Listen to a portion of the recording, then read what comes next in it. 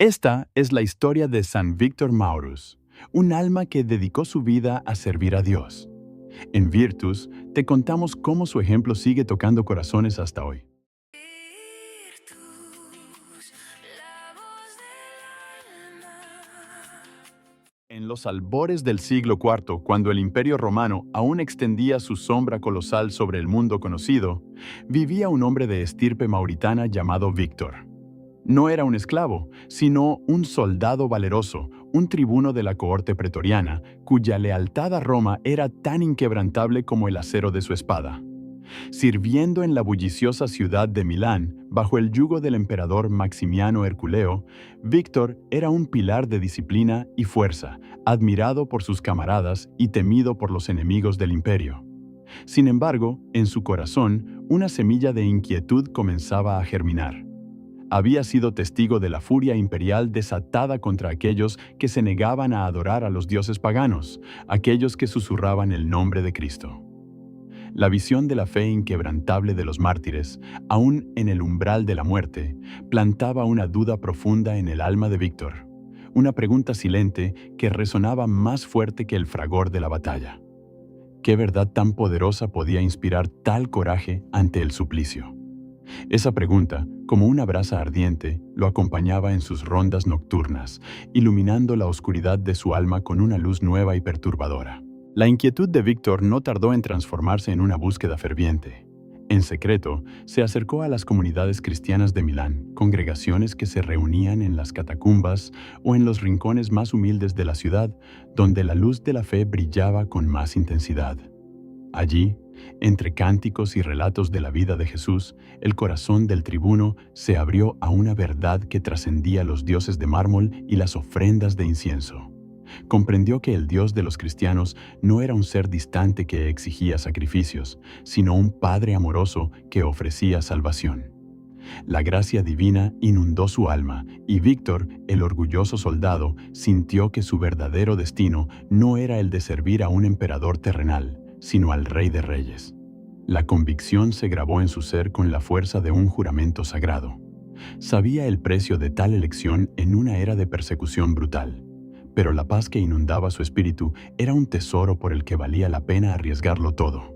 Con el alma renovada y una resolución inquebrantable, Víctor se preparó para el ineludible momento en que su fe sería puesta a prueba ante el mundo, y la luz de Cristo, manifestada en él, ya no podría ser escondida. El decreto imperial no se hizo esperar. Todos los soldados debían participar en sacrificios públicos a los dioses paganos, una demostración de lealtad al emperador y al panteón romano. La escena se montó en el foro de Milán, con altares humeantes y estatuas imponentes. Cuando el centurión llamó a la cohorte de Víctor para que presentara sus ofrendas, un silencio expectante se cernió sobre la multitud. Uno a uno, los soldados avanzaron, pero cuando le tocó el turno a Víctor, se detuvo.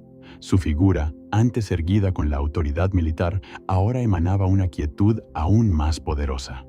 Con voz clara y firme, que resonó en el silencio, proclamó: «Solo adoro al único Dios verdadero, el Señor Jesucristo. No ofreceré sacrificio a ídolos mudos e impotentes». El asombro se apoderó de todos. El tribuno asturio, su superior y antaño amigo, se acercó, el rostro contorsionado por la ira y la preocupación. «Víctor, ¿qué locura te ha poseído? Retrocede, cumple con tu deber, no destruyas tu vida y tu gloriosa carrera por una superstición. Aún estás a tiempo». Pero los ojos de Víctor, antes llenos de la fiereza del guerrero, ahora brillaban con una determinación celestial, y su respuesta sellaría su destino, dejando a Asturio con una elección desgarradora y a la multitud al borde de la expectación. La negativa de Víctor fue un acto de insurrección que no podía ser tolerado. Despojado de sus insignias y armadura, fue arrastrado ante el prefecto, quien intentó persuadirlo con halagos y amenazas. Pero Víctor permaneció inquebrantable. «Mis insignias son ahora las de Cristo, mi armadura es la fe y mi lealtad es al cielo», declaró. Enfurecido por su obstinación, el prefecto ordenó que fuera azotado sin piedad. Los látigos silbaron en el aire, rasgando la piel del valiente mauritano, pero cada golpe solo fortalecía su espíritu. No emitió queja alguna, y en medio del suplicio sus labios se movían en una oración silenciosa.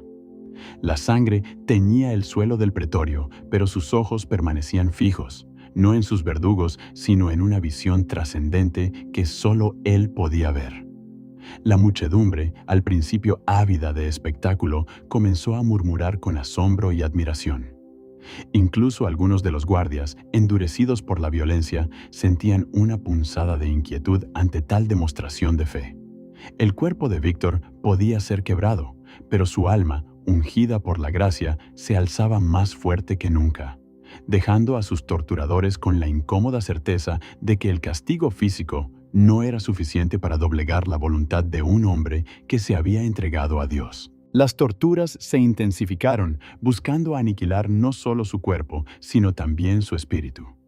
Fue colgado boca abajo, quemado con hierros al rojo vivo, y arrojado a una celda oscura sin comida ni agua, esperando que el tormento y el hambre le obligaran a abjurar. Sin embargo, cada mañana los guardias encontraban a Víctor no solo vivo, sino con sus heridas milagrosamente cerradas, su rostro sereno y sus labios entonando himnos de alabanza. La noticia de estos prodigios se extendió como un reguero de pólvora entre los prisioneros y los carceleros. Su inquebrantable fe no solo lo sostenía, sino que se convirtió en un faro de esperanza. Otros prisioneros, que habían flaqueado, recuperaron el valor al verlo. Incluso algunos soldados que lo custodiaban, testigos de los fenómenos inexplicables y de su paz imperturbable, comenzaron a dudar de la justicia de sus acciones y a cuestionar la omnipotencia de los dioses paganos.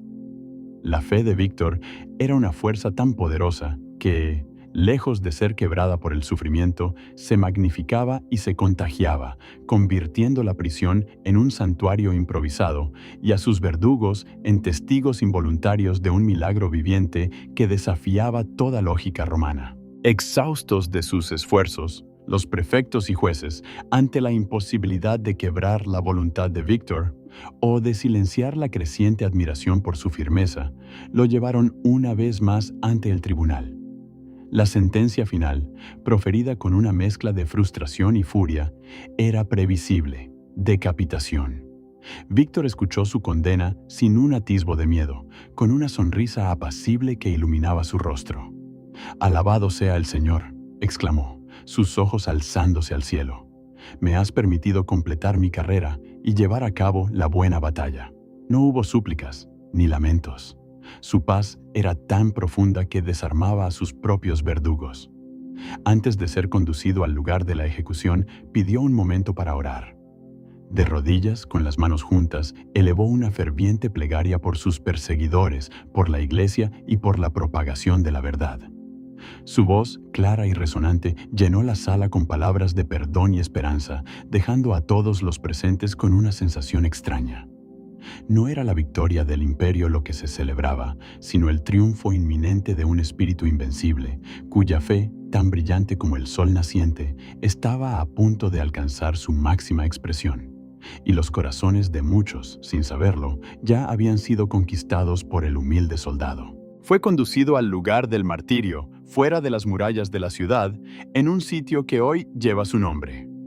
La espada del verdugo, un instrumento de muerte, se cernió sobre su cuello, pero para Víctor era la llave que abría las puertas de la vida eterna. Con un último aliento, proclamó el nombre de Cristo. La hoja cayó, y su espíritu ascendió al cielo, un mártir glorioso en la hueste de Dios. Se cuenta que, en el instante de su muerte, una luz celestial rodeó su cuerpo, y la tierra tembló ligeramente, un testimonio mudo del poder divino. Los cristianos de Milán, con valentía y devoción, recuperaron sus preciosos restos, sepultándolos con honor en un lugar seguro. El sacrificio de San Víctor Maurus no fue en vano. Su testimonio de fe inquebrantable, su valor ante la tortura y su amor por Cristo se convirtió en una leyenda inspiradora, un faro en la oscuridad de la persecución.